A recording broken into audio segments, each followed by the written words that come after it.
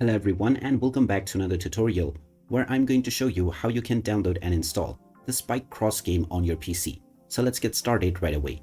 First of all, open up the Steam application, and once you are taken into the store page, just click on the search box, and now you can type in the Spike Cross to begin your search. Once you find the game, just click on it, and this will take you into the game page where you can check out the trailer as well as the reviews. Scroll down and click on Add to Library in order to add this game to your collection. Now you can click on the Play Game or the Play Now option to begin the installation. Now choose your install location and click on the Install button.